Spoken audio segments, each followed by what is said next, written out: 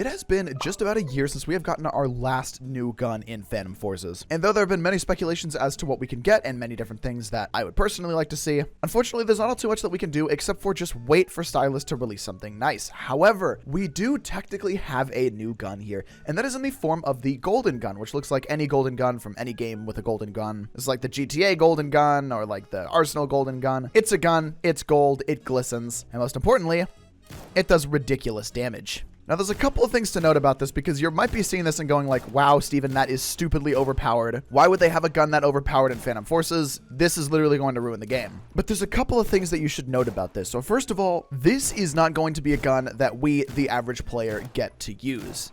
Because yes, this is a mod-only weapon, unfortunately. However, while this weapon seems extremely overpowered, it's also not as overpowered as you think it is. So currently we are in the Weapon Labs game, which is a game that Stylus has released where basically you can test out basically any weapon in Phantom Forces, including the mod weapons, so we could use things like a toy gun if we wanted. But this is kind of a thing that I did a video all on its own. If you want to check that out, I will leave it at the end of the video, as well as the pinned comment in the comment section below. But the version that's actually in Weapon Labs where it is testable right now is not representative of what the gun actually is. I did actually get to use this gun on a live stream the other day thanks to a moderator dropping it for me in the test place, and it actually is a crap ton of fun. I'll throw the clip of that up on screen here. I'll play that for you so you guys can see the reload animation and the true fire rate and everything, and I'll tell you a little bit about what this weapon is if we're ever fortunate enough to see it in game as something that we're able to use. So first of all, this is a weapon that is always a guaranteed one-shot kill no matter what. So the damage is 107 minimum out to 107 maximum. It has a 10 times headshot multiplier and a 10 times torso multiplier, and it has an extremely low muzzle velocity of just 750 with a single round ammo capacity and 25 in reserve. Its true fire rate is just 17, so it's more akin to the BFG in terms of how fast it fires because the BFG has 16. It is a penetration of 0.1, so basically nothing, 15 walk speed and 7.5 aim walk speed.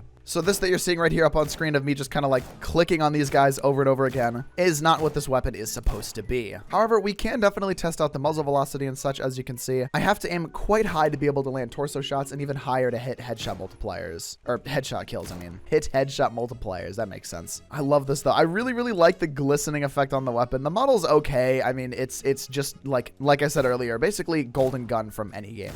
I think this is a super cool weapon though, and I think the way that it's actually utilized in the test place, the way that I had it playing up on screen earlier, I think is actually a fairly balanced weapon. Yes, it is always a guaranteed one shot, but it has extremely low muzzle velocity. It has an extremely low fire rate in actual practice, and I think this is literally the perfect thing that we could definitely use right now in Phantom Forces, just something really stupid and silly. And because, like I said, it is basically a pistol version of the NTW-20, I think it would be a fun thing to pair with a lot of different weapons. As to whether we're actually going to see this as something that we can use, I don't know. Probably not, to be honest. And it leaves us still waiting for more weapons. It leaves us still kind of waiting for more content. Though on July 4th, in just a couple of days here, we are actually going to receive another large update, which I will definitely make a video on whenever that comes out. So don't forget to subscribe to get notified for that whenever that goes up, because it is apparently going to be, much like more recent updates for Phantom Forces, a pretty game-changing update for a lot of weapons, as well as things like a new M60 Model 2, which are going to be pretty cool to see. The most that we've actually really gotten is going to just be like weapon remodels, weapon rebalances and stuff, which kind of turn weapons into different weapons. But even though the M60 is about to get a remodel, it's still just going to be the M60.